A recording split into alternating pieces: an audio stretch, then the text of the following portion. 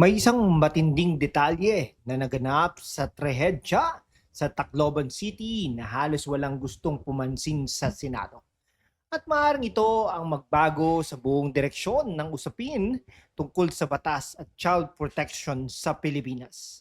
Ang tanong ng marami, sino nga ba ang dapat managot kapag ang isang minor ay nakagawa ng isang heinous crime matapos mag-expose sa karahasan online? Gagabitin ba natin muli ang mga video games bilang isang convenient scapegoat para pagtakpan ang sarili nating kapalpakan sa pagpapatuwad ng batas? Mga kaibigan, humarap po si Senador Rodante Marcoleta sa kanyang programang Saganang Mamayan upang maglatag ng isang matinding babala sa kanyang mga kasamahan sa Senado. Sabi niya, bago tayo magpadalos-dalos na magturo ng daliri sa isang German game developer na si Felix Philip na lumikha ng larong Gorbacks, suriin muna natin ang sarili nating bakuran. Ang ating cyber regulations ay kulang sa pangil at ang ating mga ahensya ay tila natutulog sa pansitan, habang ang mga minor ay madaling nakakalusot sa mga 18 at pataas na edad. Manatiling nakatutok dahil himayin natin ang legal strategy at ang katotohanan sa likod ng isyong ito. Pero bago po yan, manood muna po tayo ng Ganang Mamayan, mga kaibigan. Okay ha, yan po ha. Panoorin po natin at pagkomentuhan natin mga kababayan.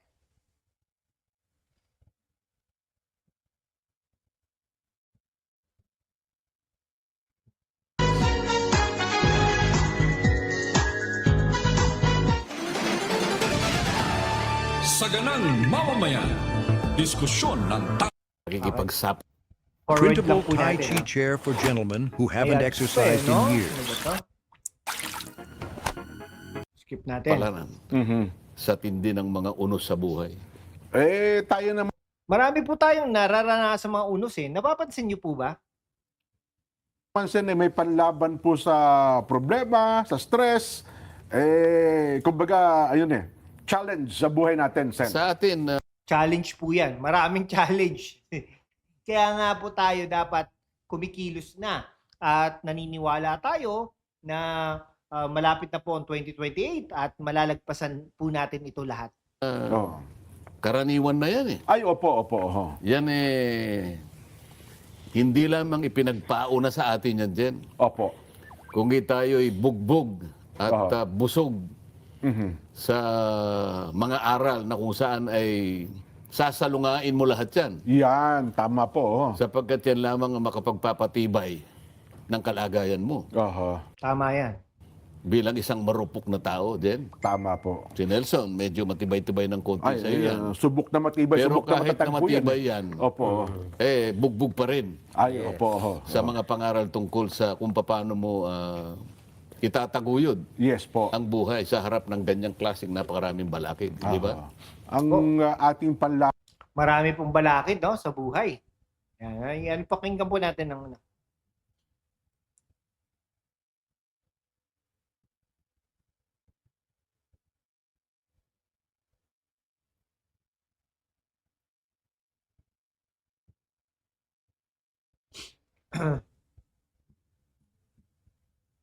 Gorbacks. Ako, para sa akin, bago ka gumawa ng ganong klaseng paglalatag o pagbibigay ng hatol, ay pakaisipin mong mabuti. Opo. Oho. Dahil kapag hindi ka naman talaga nag-analisa at hindi mo naman binigyan ng matinding pag-aaral kung paano nangyari ito, bigla ka na lang magtuturo na para mga kala mo ito ang may kasalanan, mapapahamak lahat. Ang maaring natukoy mo na Opo. naging dahilan ng ganong klaseng pamamaril, di ba? Opo, oho. Oo. Kasi naman, Sen, sabi nga nila, bakit yung iba naglalaro niyan, hindi naman gumawa ng gano'n, di ba? Kumbaga, ang iba hong mga naglalaro ng ganyan, hindi naman gumawa ng krimen. Bakit ito lang hong dalawang ito ang, kung gano'n ang magiging statement, Sen, no?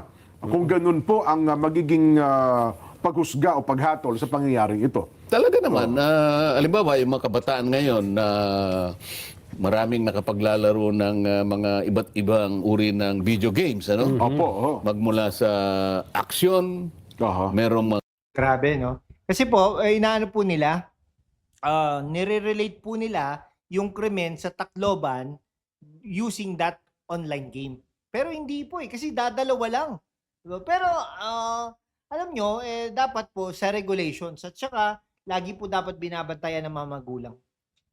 tinatawag na strategy Yan, opo. hanggang sa mga shooter games. Yes po, totoo kayo. Ako, bilang isa, masasabi ko nung panahon namin, ako'y kabataan, wala pa namang video games. Wala pa. Ah, Pero yung action alam ko eh. opo. Nakakapanood kasi ako ng mga pelikula. Kaya nga, di ba, malimit kong binabanggit sa inyo nung ako'y nasa kabataan. Dahil sa hilig ko nga sa action. Opo. Action talagang gusto ko. Kaya nga yung FPJ na yan ay naging bahagi ng aking buhay. Nakahiligan nyo talaga siya, ano? Palagi ko sinasabi sa inyong dalawa. Dahil wala naman akong perang pambayad. Alam mo, nung panahon namin, 50 centimos lang yata, makakapasok ka na eh. Ang sine. Oo, oo. Napakahirap naman bago makakuha ng 50 centimos. Ay, nung panahon na yun, oo. O lalakarin mo na lang kasi kayang-kaya ko naman lakarin yun dahil 1 kilometro lang mula doon sa baryo namin. Ay, kayang opo, oo. Ako magdadala ng ng pambaon Baon nung operator. ng sinihan. Na, di ba kinukwento ko sa inyo, nagkataon opo. naman yung operator ng pinakamalapit na sine, pinsang buo ng tatay ko. Ayun. Para makapasok lang ako. Ikaw may dalang baon. Presenta kayo na ako na magdadala ng baon, oo. Action nga ang gusto ko eh. Yun. Pero na tingnan mo. Ako bilang isang Ang ating magaling na senador pala ay nanonood ng action movies in the past during his teenager days at ang paborito niyang action ay ang FPJ. naging bata din, aksyon ang gusto ko. Pero hindi ako namamaril ng ganun-ganun lang. Tama kayo, po. Oo. Dahil yung likuran ng aksyon na yon, ang akin tinitingnan. Opo. Yung background nun. Nakita mo, ang starring dyan Fernando Poe Jr. Di ba? Yan, opo.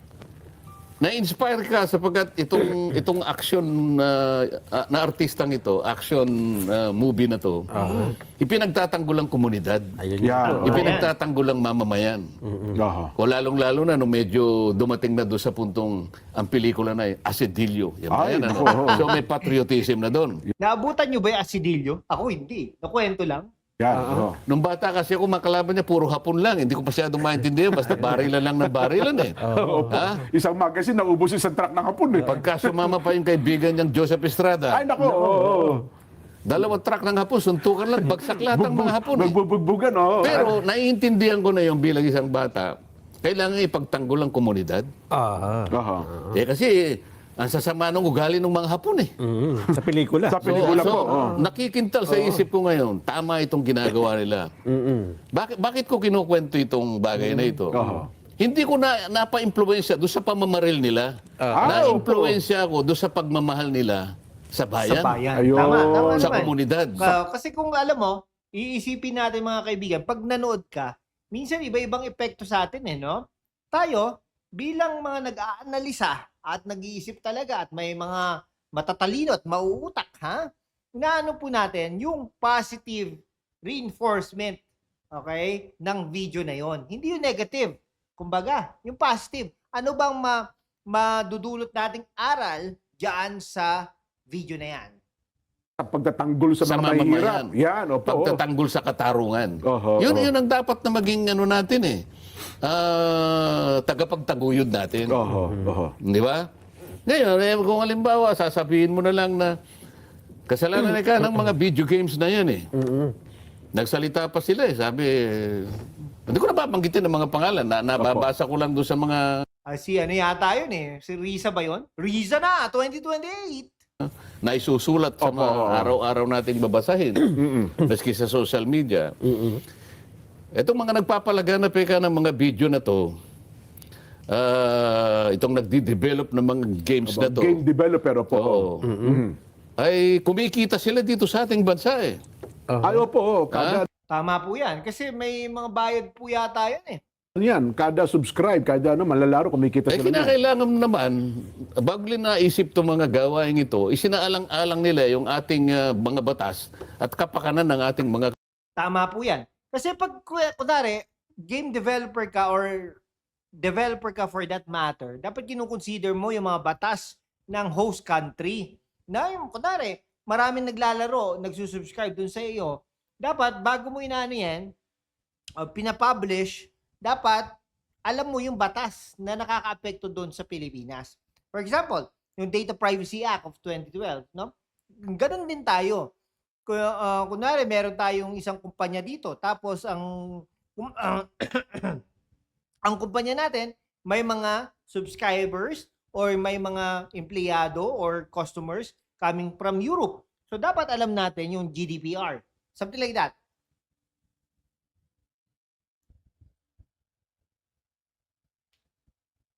Magaling din po to si no? Senador Rodante Marcoleta eh. Kabataan. Wala pong tatalo. Bago sila mag-operate ditong ganon, isa ka lang nga lang ang batas natin, hindi basta lang na kikita silang puro kita na lang iniisip nila. Naisip ko, teka muna, ba't di ba niya naisip na hindi ba nag-ooperate dito sa bansa natin? Ito, global ito eh. Opo, buong mundo po yan eh. Ito pinag-uusapan nila kasi dyan, kung di nagkakamali, ito yung Gorbax. Yan, tama po kayo. Alam mo, hindi Diba, Gorbax? Gorbax. ko nga alam ito, napilitan ako talaga magbasa eh. Kung ano yung Gorbax. Ito palang Gorbax na to, Jen, ay isang video game na nakukuha mo dun sa mga Google Play Store. Yes, da-download At saka po dun yan. sa tinatawag na Steam. Yes po. O, ikaw Nelson, alam mo na siguro to. Baka hindi mo pa alam. Doon sa Steam na yan, o kaya Google Play Store, nakaka-download ka, nakakapamili ka nung mga video games na papanoorin mo. Yes po. Ngayon, ito palang Gorbax na to is based in Germany. Sa Germany. Opo. Tama po. O sa makatwid, global ang kanyang Yes Tapos po sasabing nag-ooperate sa bansa natin. Ibig sabihin ito, ino-operate ito sa buong mundo. At Yes saka po. meron silang panuntunan, sabi niya, 18 plus. 18 years old pataas. Meron silang Age bracket. age bracket Yes. na kung saan ito ay sinasabi nila. Okay, kung ano po, ang sinasabi ng Gorbax, yung developer, yung kumpanya na yan, sabi, for adult lang daw yan, for 18 plus. So, ibig sabihin, meron po sila panuntunan doon bago makapag-download, no? Ngayon, pag ganyan po ang babalik po sa atin 'yon. Okay? O kaya babalik kay Play Store, kay App Store, yung mga platform na 'yon, no? Bakit hinayaan na makapag-download yung bata? Bakit? O ngayon, hindi naman po doon na nag-download naglalaro po sa computer games. Ngayon, babalik po doon sa computer games operator o yung computer shop, no? So, yon, doon natin matutunto, no? Yari kayo, mga computer operators or yung computer shop na tinatawag. Ngayon, babalik sa magulang. Okay, bakit pinayagan nyo? Hindi nyo minomonitor. Babalik sa komunidad. Dahil ang komunidad ay pumapayag na naglalaro ang mga minor, 14, 15 years old, nung Gorbax na yan, below 18 naman pala. Ay, ibig sabihin, 18 years old. No? Hindi na natin kailangan si spokesperson Auntie Claire. Kaya kailangan 18 ka o lagpas. Ito lamang ang pwedeng gumamit nito. Sa makatwid, meron silang tuntunin. May Yes po. warning. Huwag kang basta gagawa na lamang ng isang parang komento. Magturo ka kung sinong may kasalanan nang hindi mo man lang ina-analyze. Parang si Senator Riza Ontiveros sa Riza na 2028. Kung sino talaga, anong institusyon ang dapat na managot dito. Opo. Sa panig natin dyan, dahil nga kung ito ipagpalagay na natin na na-influensya yung dalawang kabataan na namaril sa Tacloban. Ito halimbawa lang. Yes po. Na halimbawa napa-influensya dito sa Gorbax na hindi ko naman sinasabi na totoo nga. Dapat sana in-analyze ng mga ahensya na may kinalaman dito. Halimbawa, yung ating DICT. Di ba? Yung ating CICC na may kinalaman dyan sa mga internet na yan. Yes po. Na bago pa makuha ng tao, may nag-aaral sa kanila, merong nag-guide. Alam nyo, may intelligence fund yung CICC at saka DICT Kasi nung nakita ko last time sa isang budget hearing, meron silang ganyan confidential intelligence funds. klaseng video games na to, mapanganib ito. So kailangan nating i-regulate. Yeah. Sa mga kapatid, bago pa ito napili nung karaniwan nating Tama, galing. Legal genius talaga sa ang ating senador, Rodante Marcoleta. mga kabataan na mahilig sa aksyon, Opo. na katulad ko, meron ng regulasyon kaagad, na-regulate sana. Hindi yung mabilis kang magpasya na, nung makita ko yung mga comments, negative din sa kanila. Ibig sabihin, ganito pa, parang nagiging reactive ang nagiging action natin bilang gobyerno, imbes na proactive. So sana bago pa dumating dito yung video games na yon, na-regulate na natin. Bago pa siya, parang ano po, di mo ba pag kunwari, yung mga pagkain, bago mapunta sa mga shelves ng mga department stores at saka supermarkets, na-regulate na yan eh. Di po ba? Nila. Ay, oo, totoo po. Sabi niya, you're barking at the wrong tree. Yun ang naging siguro nga, Sentimiento ng mga, dahil followers. napakabilis mo namang magpasaring, napakabilis mong humusga. Nang hindi mo man lang pinag-aralan yung Laro na yun, mga yung games factors na yan. na may opo. kaugnayan sa larong ito. Tama po yun. Mabigat yung Ito paratang po, ngayon. yung video po na to, yung ganang mamamayan, June 26, 2026, under Net 25 News and Information. Maraming salamat po. At Senador Marcoleta. Kailangan, lalo na kung ikaw ay member ng Senado. Sandali lang po to kasi ano lang naman to, mga ito, panoorin niyo po mga kaibigan. Ito, sinasabi ni Senador Rodante Marcoleta, lalong-lalo na kung ikaw ay miyembro ng Senado. Walang iba, kundi si Senator Rizzo Ontiveros. Huwag kang mabilis magpasya. Aralin mo. Para sa ganun ay walang mapahamak. Baka ho naman agad-agad yung naghuhugas ng kamayan, sen, kaya nagtuturo agad. Hindi kaya gano'n. Alam mo, ito, ano ko nga kung di ako nagkakamali, mga 2 buwan nang nakararaan, ewan ko kung naibigay kay Direk yun. Opo. Naibigay ba kay Direk yung, nung ini-interpellate ko si Robin Padilla Okay. ganito yan, kasi si Robin, meron siyang, Senator Robin, Opo. meron siyang panukalang batas na ibaba yung, Siguro yung ano na age po yan, ng- tapos na po yan. No? Okay? So maraming salamat po Eto mga kaibigan, ayun nga po, no, sinasabi po ni Senador Marcoleta na wag agad magtuturo no dun sa mga natin, sa mga developers natin. Pero bago sana napunta yung larong dito sa Pilipinas, ay na-regulate na sana siya ng DICT, ng CICC, etc. Mga kaibigan, no? Ngayon, pumasok na tayo sa deep explainer natin, no? Himayin natin ang legal na aspeto at ng mismong pahayag ni Senador Dante Marcoleta, no? Balikan natin ang kanyang mga argumento. Sinabi ni Marcoleta na ang ilang kasamahan niya sa Senado ay masyadong mabilis gumawa ng konklusyon nang hindi man lang sinusuri ng malalim ang mga sirkumstansya ng krimen. Narito ang verified facts. Ang larong Gorebox, mga kaibigan, ay available sa mga pandaigdigang platform tulad ng Google Play Store at Steam at saka sa App Store. No? At sa mga platform na ito, malinaw na nakasulat, classified as 18+. Ibig sabihin, bago mo ma-download ang app, mayroong system filter na nagtatanong ng edad ng gumagamit. Ngayon, paano ito nakarating sa kamay ng isang minor sa Pilipinas? Dito pumapasok ang matalas na pagsusuri ni Marcoleta. Ang problema ay hindi ang developer sa Germany na sumusunod sa international rating standards, mga kaibigan, tulad ng ESRB o PEGI. Ang problema ay ang local enforcement natin dito sa Pilipinas. Okay? So, tinukoy ni Marcoleta sa kanyang pahayag ang DICT, ang CICC, ang mga ahensyang ito sa ilalim ng ating umiiral na mga batas sa cyber safety, ang siyang may mandato na siguraduhin ang mga tech platforms ay nagpapatupad ng mahigpit na Know Your Customer or KYC measures at age verification mechanisms para sa mga gumagamit sa loob ng teritoryo ng Pilipinas. Kung ang isang 12 taong gulang o 14 na taong gulang ng bata ay nagagawang i-bypass ang age restriction sa pamamagitan lamang ng paglalagay ng peking taon ng kapanganakan sa kanyang Google account, nasaan ang regulasyon sa DICT? Nasaan ang cybersecurity filters ng CICC? Noong Martes, nag-impose ang CICC ng temporary ban sa larong Gorbak. Pero ayon sa legal analysis, ang pagban sa isang partikular na laro ay para lamang pagpapakita na may ginagawa sila. Ngunit hindi nito naaayos ang pagkakalahatang sistema. Bukas pa rin ang daang-daang iba pang laro na may parehong tema dahil walang uniforming digital gatekeeping ang ating bansa.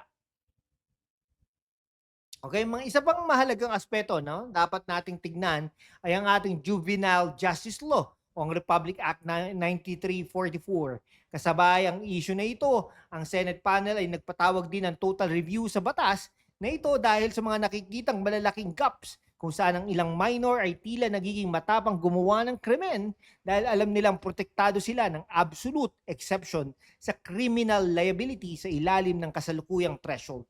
Kaya kung susuriin natin ang policy at ang constitution, ang responsibilidad sa paggabay ng mga minor ay nakasalalay sa dalawang haligi, ang magulang sa ilalim ng family code at ang estado sa pamamagitan ng epektibong implementasyon ng batas. Hindi pwedeng hugas kamay ang ating mga mambabata sa pamamagitan ng pagbato ng sisi sa isang banyagang kumanya. Tuloy, parang nabalikan si Risa, no? Upang maging patas sa ating talakayan, tignan natin magkabilang panig ng barya. Ano ba ang perspektibo ng kampo ni Senador Hontiveros? Ang kanilang argumento ay simple. Ang mga foreign-based developers at online platforms na kumikita at nagpapasok ng pera mula sa mga residenteng Pilipino ay dapat rumispeto sa ating institusyon at batas. Tama naman. Ayon sa kanila, ang child safety ang dapat na maging mababang standard para sa anumang kumpanya na nag-ooperate sa Pilipinas. Kaya nga lang, doon pa lang sa panuntunan, 18 plus na nga. Okay? So kung ano yun, aanalisahan natin, siguro may problema doon yung platform. Okay? Yung platform, yung kung saan dinownload yun. Okay? Mga kaibigan. O kaya naman, babalik ito sa mga magulang. Babalik ito sa komunidad. Babalik ito sa eskwelahan. Bakit po ganun? Di po ba? Ngayon, gusto nilang malaman kung sapat ba ang content moderation at safeguards ng laro upang maprotektahan ang mga batang Pilipino mula sa exposure sa matinding karahasan online. At saka, dapat nagkakaroon ng mga education na platform ang DICT o CICC, mga ads, etc. Parang ano din yan yung paninigarilyo, o kung bibili ka ng sigarilyo, mamamatay ka na agad. Something like that. Sa kabilang banda naman, ang perspektibo ni Senador Marcoleta ay nakatutok sa pragmatiko at tamang proseso ng batas. Ang kanyang posisyon ay hindi pagtatanggol sa karahasan o sa laro, kundi pagtatanggol sa tamang lohika ng batas at regulasyon. Ang punto niya, kung ang isang produkto ay may label ng para sa matatanda lamang at pinayagan ng magulang o nakalusot sa internet service providers natin na magamit ng bata. O yun, isa pa yun. Sa ISPs, babalik din yan. Ang may sala ay ang bumili, ang nagpabaya sa loob ng tahanan at ang lokal na regulator na walang sapat na pangil upang mag-enforce ng digital zoning.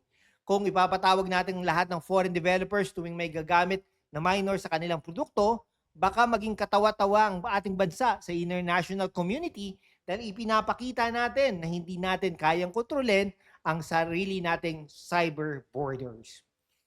Okay mga kaibigan, maliwanag pa sa sikat ng araw na ang ugat ng problemang ito ay hindi na ang sining o ang teknolohiya ng game development, kundi ang talamak na kultura ng nigas kugon at palpak na implementasyon ng batas sa ating bansa. Napakarami nating magagandang batas sa Pilipinas, ngunit pagdating sa pagpapatupad, doon tayo palaging sumasablay. Sablay! Ang pagpapatawag sa isang German developer sa Senado ay isang madaling paraan upang makakuha ng media attention at magmukhang may ginawa ang komite ni Risa.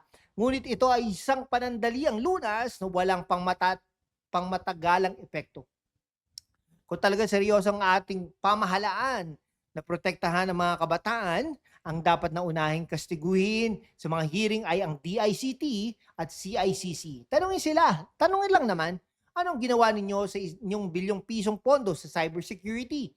Bakit walang matibay na digital age verification system ang Pilipinas para sa mga app stores? Bakit hinahayaan natin mga magulang ay walang kamalay-malay sa digital footprint ng kanilang mga anak? At higit sa lahat, kailangan na natin lagyan ng matatalas na pangil ang pananagutan sa mga magulang at ang rehabilitasyon sa ilalim ng ating juvenile justice law. Hanggat hindi natin inaayos ang sarili nating bakuran, kahit iban natin ang lahat ng laro na yan sa mundo, ang karahasan ay mananatili dahil ang sistema mismo ay may malalim na lamat. O bago tayo magtapos, nais kong marinig ang inyong pananaw. Kayo ba ay sumasang-ayon kay Senador Marcoleta na hindi video games ang dapat sisihin kundi ang palpak na pagpapatupad ng ating mga lokal na batas? O sa tingin ninyo ay tama lamang nahabulin at iban ang mga foreign developers na ito? Anong inyong opinion? What do you think? Iwanan ang inyong mga komento sa ibaba para sa isang magalang at matalinong talakayan. Huwag kalimutang i-like ang video na ito at mag-subscribe upang manatiling updated sa mga totoong katotohanan at legal na konteksto sa likod ng mga nagbabagang balita sa ating bansa. Ako sila ang nag-iiwan sa inyo ng paalala, facts first, analysis next, kita-kits sa susunod na video.